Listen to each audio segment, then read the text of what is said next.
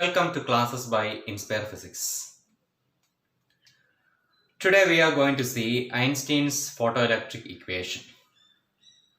So before directly going to the Einstein's photoelectric equation, we will see a few properties of photons.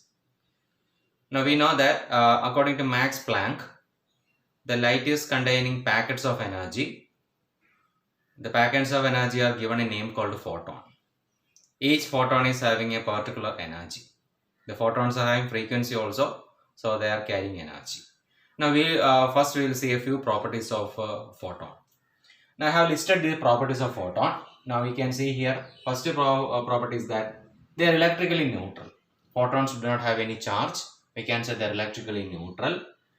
They carry discrete energy and momentum. They have a particular amount of energy as well as momentum. Both they carry both energy and momentum.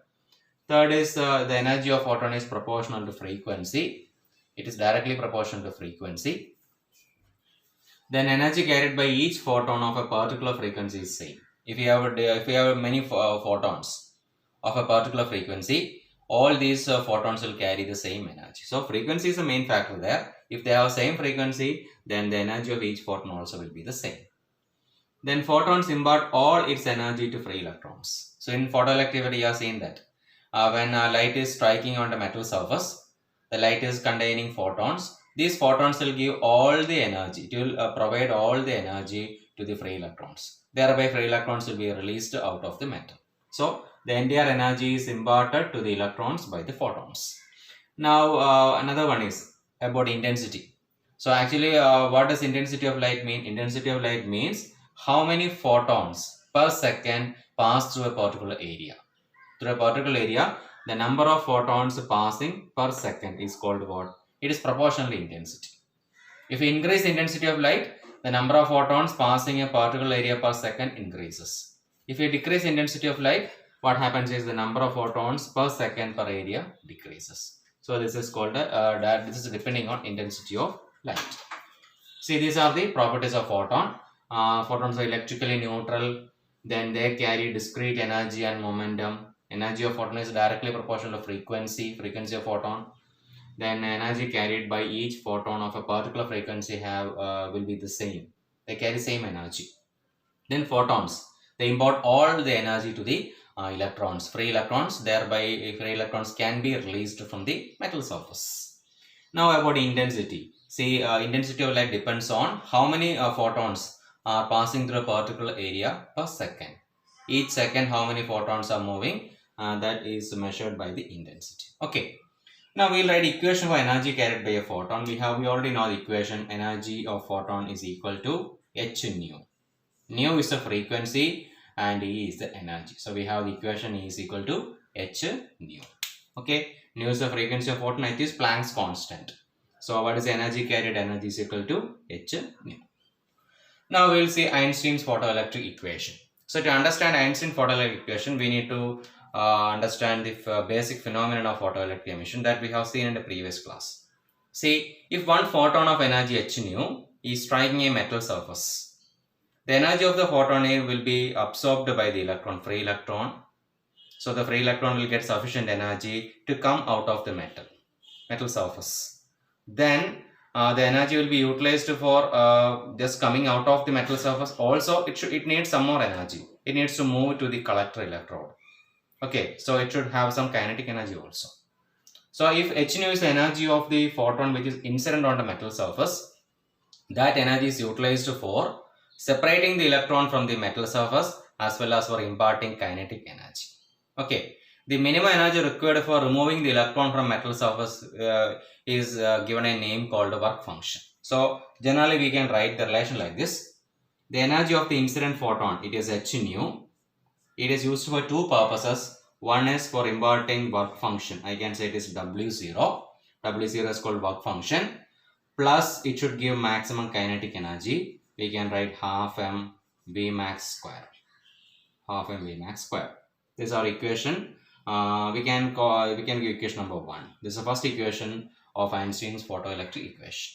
So this equation we can express in various forms. We will see one by one. So h nu is equal to work function plus half m V max square. Okay. Now let us see that we are familiar with a particle frequency, a minimum frequency, threshold frequency.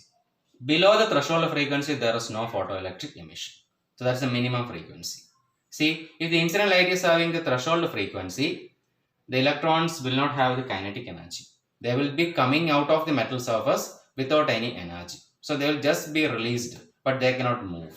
Okay, the velocity will be zero if the frequency is threshold frequency. Okay, below threshold frequency, the electrons will not come out of the metal surface. See, we can choose a nu zero be the threshold frequency.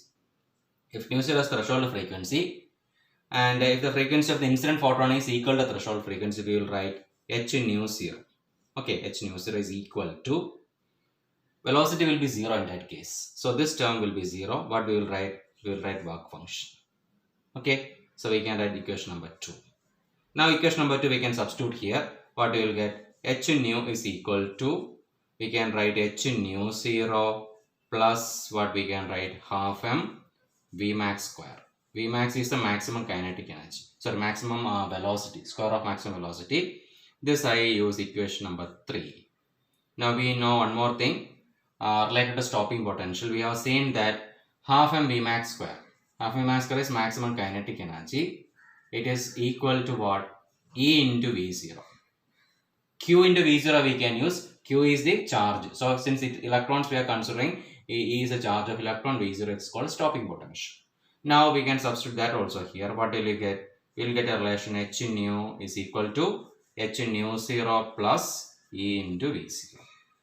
See, these are the various expressions. Equation number 1, equation 3, equation 4, all will represent for photoelectric effect. These are equations for photoelectric effect given by Einstein. These are the various forms. Okay, now we can just rearrange this.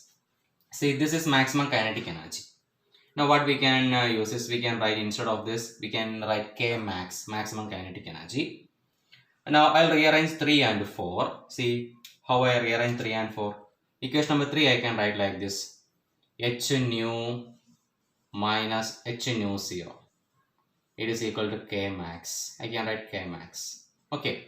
Or rearranging, K max is equal to, maximum kinetic energy is equal to, what I can write is H nu. Okay, H nu minus H nu 0. I just give equation number 5. Equation number 5. Similarly, this also we can rearrange. We can write like this.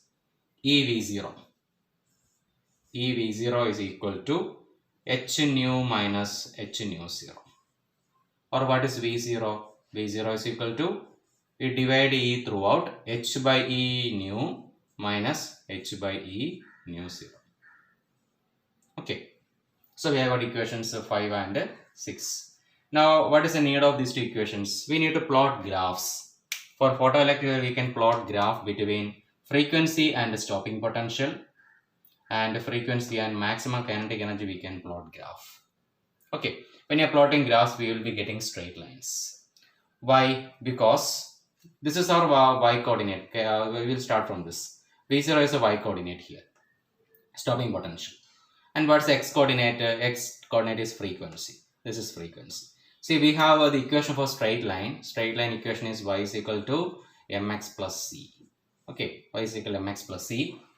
Now, when in this equation, we have a x coordinate frequency here, y coordinate stopping potential. So this is y coordinate, and this is the x coordinate.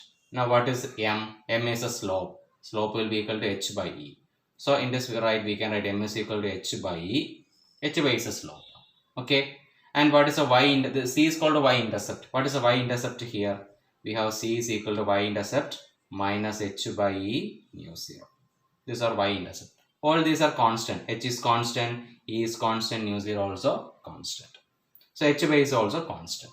Okay. We have got slope, and m is called slope of the graph, and c is the y-intercept. So when you plot a graph connecting frequency and stopping potential, according to the standard equation of straight line, we can show that we will get a straight line. The straight line will be having a slope h by e and y-intercept minus h by e nu 0. So I will draw the straight line graph here. You are getting a straight line graph like this. You are getting a straight line graph. Okay. Now we can note down. This is the y-intercept. This is y-coordinate. Now this is y-intercept having a value. It is minus h by e nu 0. This is the y-intercept.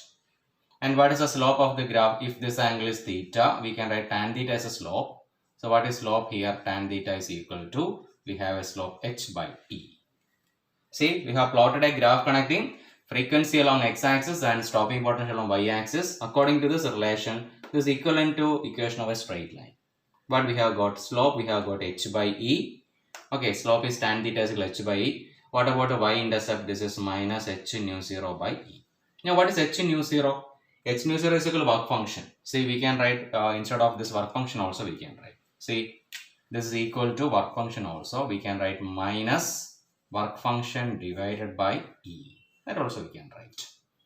So the y-intercept is minus h by e nu 0 or minus work function divided by charge of electron. And what is the slope? Slope is equal to h by e. Okay. Now, so we have explained with the help of equation number 6. This graph we have explained with equation number 6, where x coordinate is frequency and y coordinate is stopping potential. Now we take equation number 5. We have a graph connecting maximum kinetic energy and frequency. Frequency along x-axis, maximum kinetic energy along y-axis. This also we can interpret. See, this is the x coordinate. Sorry, y coordinate. Maximum and y coordinate. Frequency is the x coordinate. Okay. So for this equation, we can write comparing with the standard equation, y coordinate is maximum kinetic energy, x coordinate is frequency. What is the slope? Slope is equal to h. I can write slope is equal to, slope is m is equal to h. Okay, slope is h. And what is the y-intercept? Y-intercept c is equal to, comparing y-intercept c is equal to what? It is h nu 0 minus h nu 0. Okay. So here also we are supposed to get a straight line graph. So here also we are getting a straight line graph. We will get a y-intercept somewhere here. What is the tan theta? If theta is angle and tan theta is equal to slope, it is equal to h. And what is the y-intercept? This point is y-intercept is equal to minus h nu 0. Or also we can write this y-intercept will be equal to work function. Minus of work function we can write. The magnitude of intercept is equal to work function. Here magnitude of y-intercept is equal to work function divided by charge of the electron. Okay. So we have seen two graphs related to Einstein's photoelectric equation. This is our basic equation h nu. H nu is the energy of the incident photon. It is imparted to the electrons. So the electrons need to be separated. The minimum energy is called work function. Plus the electrons should carry some energy because they need to move. So for moving they need kinetic energy. So the incident energy is utilized for imparting work function as well as for providing kinetic energy. So when frequency of incident radiation is nu 0, threshold frequency, the velocity of particle will be 0. So we can write velocity is 0. Then what we can write? H nu 0 is equal to work function. Work function we have substituted here. Then half m Vmax square is equal to E into V0 related to stopping potential. We have got this equation also. So with the help of these two equations 5 and 6, we have plotted two graphs. And we have shown that it is equal to equation of straight line. Now we will get a straight line graph with the y-intercepts. So y-intercept is not 0. We are getting y-intercepts. Two different y-intercepts. Okay, that's about Einstein's photoelectric equation. And initially we have seen properties of photon also. Photons are having a few properties that I have already listed here. Okay, so on the basis of photons, Einstein has explained photoelectric effect. Okay. Thank you.